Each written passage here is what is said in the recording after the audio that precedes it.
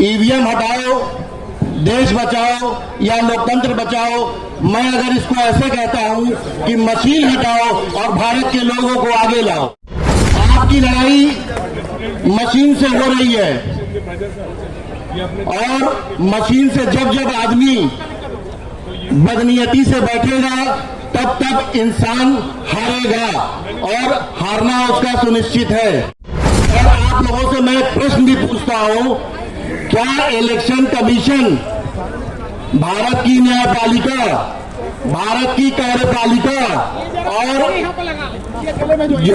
जो ये मीडिया है, अगर ये मिलकर कहे कि ईवीएम सही है तो क्या भारत के लोगों को मान लेना चाहिए?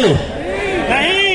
आप 140 करोड़ की आबादी की आवाज को एक मशीन से बंद करना चाहते हैं और बाबा साहब के दी गई व्यवस्था को, लोकतांत्रिक व्यवस्था को मशीन के द्वारा कुचलना चाहते हैं।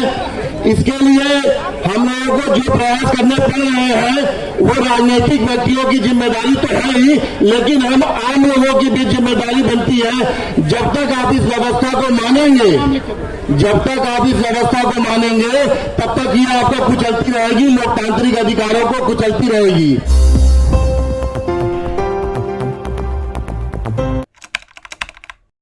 मैं चाहूंगा कि आदरणीय जस्सा मनोज कुमार साहब आए और अपनी बात हमारे बीच में रखें।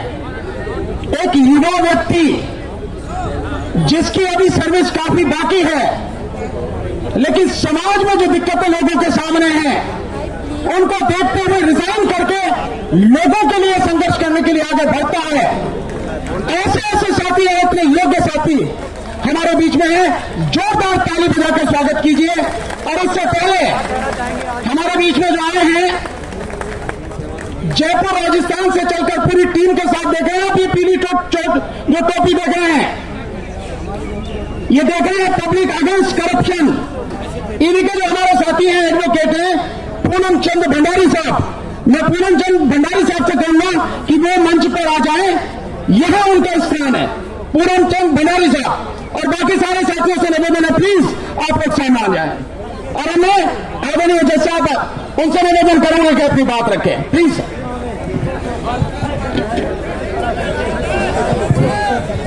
जय संविधान, जय भारत। जो आज का आयोजन है,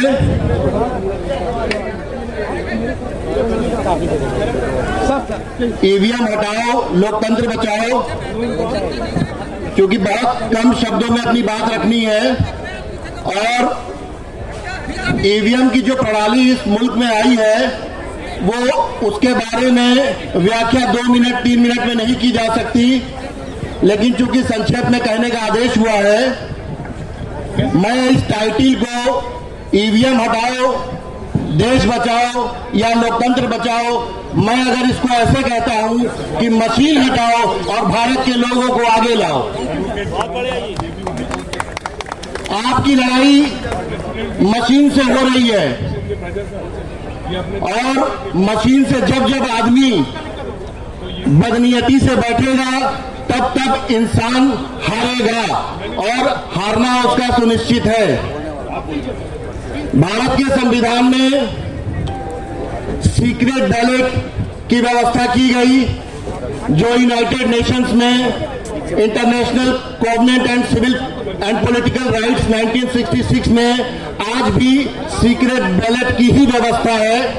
क्योंकि ईवीएम की व्यवस्था 1988 से संशोधन के माध्यम से आई है, लेकिन ये संशोधन बहुत ही लिमिटेड सेंस में था और ये प्रयोग आप लोग देख रहे होंगे कि 2014 से बहुत ही तेजी से आई और इसमें हमें विपक्ष से कोई शिकायत नहीं है। मेरा ये कहना है, और आप लोगों से मैं एक प्रश्न भी पूछता हूं, क्या इलेक्शन कमीशन भारत की न्यायपालिका, भारत की कार्यपालिका और जो ये मीडिया है, अगर ये मिलकर कहे कि ईवीएम सही है तो क्या भारत के लोगों को मान लेना चाहिए? नहीं। आप 140 करोड़ की आबादी की आवाज को एक मशीन से बंद करना चाहते हैं और बाबा साहब के दी गई व्यवस्था को, लोकतांत्रिक व्यवस्था को मशीन के द्वारा कुचलना चाहते हैं। इसके लिए हम लोगों को जो प्रयास करने पड़ रहे हैं वो राजनीतिक व्यक्तियों की जिम्मेदारी तो है ही, लेकिन हम आम लोगों की भी जिम्मेदारी बनती है। जब तक आप इस व्यवस्था को मानेंगे, तब तक ये आपको कुचलती रहेगी, लोकतांत्रिक अधिकारों को कुचलती रहेगी। अब लोकतंत्र कहना हम लोगों के लिए कठिन शब्द हो रहा है, इसको हम लोग ईवीएम तंत्र बोले हैं। लोकतंत्र लोगों का तंत्र होता है, लोगों के लिए होता है, लोगों के ऊपर शासन होता है, लेकिन ये व्यक्ति विशेष कुछ एक लोगों के हाथ में ये व्यवस्था चली गई है। 1935 में गवर्नमेंट ऑफ इंडिया एक्ट में मात्र 13% लोगों को इस मुल्क में आजादी थी वोट देने की। भारत में बाबा साहब ने अपने संविधान के जरिए एक झटके में सभी लोगों को वोट देने का अधिकार दिया, और जो मुल्क की व्यवस्था है उसमें पकौड़ी बेचने वाला, चाय बेचने वाला भी प्रधानमंत्री बन जाता है, एक भैंस चराने वाले का बच्चा मुख्यमंत्री बनता है, एक पोस्ट मास्टर की लड़की मुख्यमंत्री बन सकती है। ये बैलेट से व्यवस्था आई है, मशीन से व्यवस्था नहीं है। बाबा साहब की जो हम लोगों की व्यवस्था थी वो सिर्फ और सिर्फ बैलेट की व्यवस्था है। और दुनिया के किसी भी विकसित मुल्क में जो तकनीकी रूप से आपसे बहुत ही ज्यादा विकसित है, जहां से आप उधार और कर्जे लेते हो, वहां पर भी यह मशीन की व्यवस्था नहीं लाई गई है। तो मैं आप लोगों से यही निवेदन करूंगा कि हम लोगों को अब सड़कों पर आना होगा और बगैर उसके नहीं चलेगा, क्योंकि ऊपर में 60 गांठ हो चुकी है, उनको दिक्कत नहीं है। जो कहते हैं कि ईवीएम सही है, और ये जो संवैधानिक संस्थाएं बनी है ये भारत के लोगों को रक्षा करने के लिए बनी है, न कि उसका शोषण करने के लिए। मैं इन्हीं शब्दों के साथ अपनी वाणी को विराम देता हूं। जय संविधान, जय भारत।